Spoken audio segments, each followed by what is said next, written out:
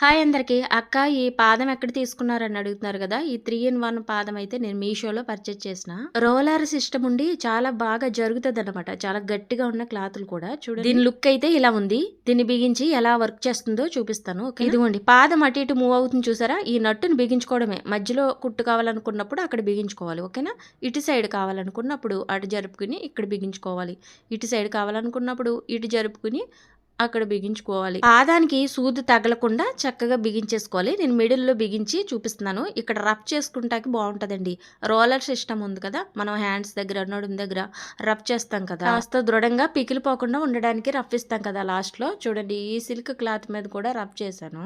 ఈ విధంగా వచ్చింది. క్లాత్ కొంచెం ఒత్తుగా ఉన్న జీన్స్ ప్యాంట్లు అలాంటివి అస్సలు తీసుకోదు పాదం. కానీ ఈ రోలర్ సిస్టమ్ వల్ల చూడండి ఎంత ఒత్తుగా ఉన్న క్లాత్. ఇది ప్యాంట్ది అన్నమాట. డబల్ మడతల్లో ఉంది, అయినా కానీ బాగా పడింది. ఇక పైపింగ్ అయితే right side and left side కూడా ఉంది కదా, లెఫ్ట్ సైడ్ అడ్జస్ట్ చేశాను. చూడండి ఎంత బాగా వచ్చేస్తుంది. మళ్ళీ రైట్ సైడ్ అడ్జస్ట్ చేసిన. ఈ ఫుడ్ చిన్న మిషన్ కి పెద్ద మిషన్ కూడా పనికొస్తుందండి. ఈ జాక్ మిషన్ కి అయితే చెప్పలేం, కానీ స్క్రీన్ మీద ఉన్న అఫిలియేట్ ని క్లిక్ చేసి పర్చేస్ చేసుకోండి. ఇన్స్టాలో మాత్రం లింక్ అని కామెంట్ చేయండి, వీడియోకి ఒక లైక్ చేయండి.